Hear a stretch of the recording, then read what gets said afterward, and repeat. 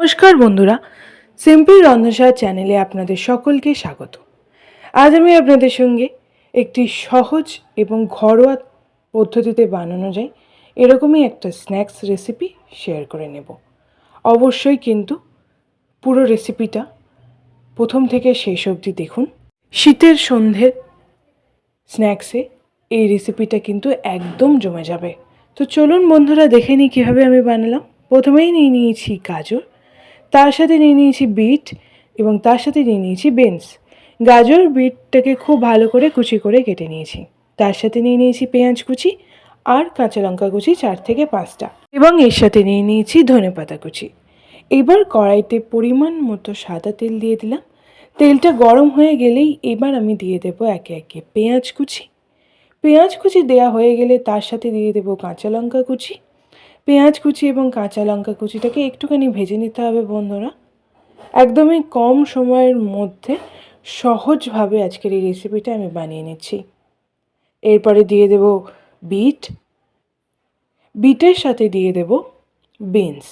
Bit আর beans এই দুটো আগে দিচ্ছি, কারণ এটা ভাজতে একটু সময় লাগে। আমি কিন্তু এখনই গাজরটা দিয়ে নিই।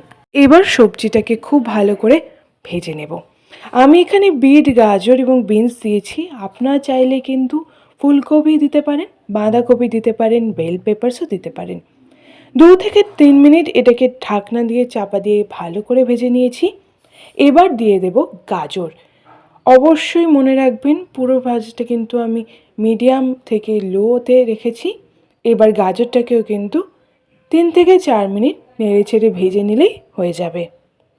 সবজিগুলো যাতে সিদ্ধ হয়ে যায় সেই দিকটাই খেয়াল রাখবো, এবং খুব একটা বেশি সময় লাগবে না। এইভাবে করলে কিন্তু খেতেও দারুণ লাগবে। এবার আমি দিয়ে দেবো সামান্য পরিমাণে নুন দেওয়ার পর এবার এটাকে আমি চাপা দিয়ে রেখে দিচ্ছি। ঢাকনা খুলে দেখে নিলাম বন্ধুরা, সবজিটা কিন্তু খুব ভালো করে ভাজাও হয়ে গেছে এবং সবটা সিদ্ধ হয়ে গেছে। যেহেতু বিট দিয়েছি তাই বিটের রঙটা সব দিকে লেগে গেছে। এবার অন্য একটা বাটিতে আমি নিয়ে নিয়েছি আলু সেদ্ধ। আলু সিদ্ধর সাথে এবার আমি দিয়ে দেব আদা কুচি, রসুন কুচি, পেঁয়াজ কুচি এবং কাঁচা লঙ্কা কুচি, পরিমাণ মতো নুন। স্বাদ মতো নুন দেওয়ার পর এবার আমি দিয়ে দেবো হলুদ গুঁড়ো। আমি এখানে কিন্তু 2টো আলু সিদ্ধ নিয়েছি, সেই অনুযায়ী দেব। তারপরে দিয়ে দেবো একদমই অল্প পরিমাণে লঙ্কার গুঁড়ো, এবং তারপর দিয়ে দেবো জিরে এবং গরম মশলা গুঁড়ো, ভাজা মশলাটা, এবং তারপরে দিয়ে দিলাম মৌরি গুঁড়ো। তার সাথে দিয়ে দিলাম অল্প পরিমাণে চিলি ফ্লেক্স। আপনারা চাইলে কিন্তু লঙ্কার গুঁড়োটা স্কিপ করতে পারেন। এর সাথে দিয়ে দিলাম চিনি গুঁড়ো 1 চামচ। এবার যে ভাজা সবজিটা আমি বানিয়েছিলাম সেই ভাজা সবজিটা আলু সিদ্ধর এই ব্যাটারটার মধ্যে দিয়ে দেব। এই মিশ্রণটাকে কিন্তু খুব ভালো করে মিশিয়ে নেব। এবার তার সাথে দিয়ে দেব বেসন আমি কিন্তু বাইন্ডিংয়ের জন্য দিয়েছি। আপনারা কিন্তু বেসনের পরিবর্তে কর্নফ্লাওয়ারও দিতে পারেন, তবে বেসন দিলেও হবে। এবং দুটো যদি চান তাহলে কিন্তু দুটোই দিতে পারেন অল্প পরিমাণ করে। এবার পুরোটাকে খুব ভালো করে আমি মিশিয়ে নেব। দেখুন বন্ধুরা, আমি কিন্তু কিছু কাঁচা মশলা ব্যবহার করেছি, কিছু ভেজে নেওয়া সবজি ব্যবহার করেছি। সবটাকে কিন্তু খুব ভালো করে মিশিয়ে নিতে হবে। খুব ভালো করে মিশিয়ে নেওয়ার পর এবার আমি এতে দিয়ে দেবো একটা সিদ্ধ ডিম গ্রেট করে। দেখুন বন্ধুরা, আপনারা কিন্তু এখানে চিজও গ্রেট করে দিতে পারেন, তবে সিদ্ধ ডিমের সাথে এবার আমি দিয়ে দিলাম কর্নফ্লাওয়ার 1 চামচ। কর্নফ্লাওয়ার দেওয়ার পর এটাকে আমি একটু খুব ভালো করে মিশিয়ে নেব। এই সবটাই কিন্তু বাইন্ডিংয়ের জন্য করা হচ্ছে। যদি কখনো মনে হয় যে বাইন্ডিংটা শক্ত হয়ে গেছে, তাহলে কিন্তু আপনারা 1 থেকে 2 চামচ জল বা পরিমাণ মতো জল দিয়ে এটাকে একটু পাতলা মতো করতে পারেন, কারণ এটা খুব বেশি মোটা হবে না। দেখুন বন্ধুরা, ঠিক এইরকমই একটা ঠিকঠাক বাইন্ডিং হবে। এবার আমি ধনেপাতা কুচি ছড়িয়ে দিলাম উপর থেকে। এটাকে 10 মিনিট মতো রেস্টে রাখবো।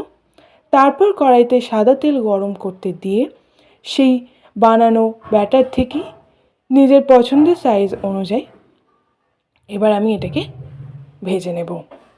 পকোড়ার আকারে বা টিকির আকারে আপনারা বানিয়ে ভেজে নিতে পারেন, তবে অবশ্যই খেয়াল রাখতে হবে যেন এটার যে কালারটা আছে সেটা নষ্ট না হয়, কারণ বিট গাজরের যে কালারটা এসেছে ব্যাটারে সেটা যেন ঠিকঠাক থাকে। এবং যেহেতু এটা লাল, তাই স্ন্যাক্সটাও কিন্তু লালচে লালচেই হবে। একটা দিক হয়ে গেছে, এবার আমি উল্টো দিকটাও একইভাবে ভেজে নেব। ভেতরটা যাতে কাঁচা না থাকে সেইটাও কিন্তু খেয়াল রাখবো। তাই খুব বেশি মোটা করে আমি দিইনি, একটু পাতলা গোছে এবং একটু গোল আকারে করার চেষ্টা করেছি। আপনারা কিন্তু নিজেদের পছন্দ অনুযায়ী আকারের বানিয়ে নেবেন। এটা ভাজা হয়ে গেছে, এবার আমি কিন্তু তেল ঝরিয়ে নেব এটাতে। দেখুন বন্ধুরা, দেখতে কিন্তু দারুণ লাগছে। চা কফির সাথে কিন্তু এটা দারুণভাবে জমে যাবে, এমনকি মুড়ির সাথেও আপনারা এটা খেতে পারবেন। ভেজে নিয়েছি একটা দিই, এবার আমি বাকিগুলোকেও ঠিক একইভাবে ভেজে নেব। মিডিয়াম ফ্লেমে কিন্তু আমি পুরো রান্নাটা করছি। একদম শীতকালের সবজির সাথেই কিন্তু আপনারা এটা বানাতে পারবেন। আর আপনারা চাইলে কিন্তু ব্যাটারি কড়াইশুঁটিটাকেও সামান্য পরিমাণে ভেজে এটাতে অ্যাড করতে পারেন, তাও কিন্তু এটা খেতে ভালো হবে। এবং সমস্ত ঘরোয়া মশলা দিয়েই আমি কিন্তু বানিয়ে নিলাম। ঘরে থাকা উপকরণ দিয়েই কিন্তু আপনারা এটা বানাবেন, তাহলেই এটা কিন্তু স্বাস্থ্যকরও খেতে হবে এবং সবাই খেতে পারবে। বাচ্চাদের মুখরোচক তো হবেই। একটা দিক ভাজা হয়ে গেছে, এবার উল্টো দিকটাও আমি একইভাবে ভেজে নেব। দেখুন বন্ধুরা, দেখতে কিন্তু দারুণ লাগছে, বিটের কালারটা বেরিয়ে এসেছে, তাই একদম লাল লালভাবে ভাজা হয়ে যাচ্ছে। এভাবেই কিন্তু পুরোটা আমি একই রকমভাবে ভেজে নেব।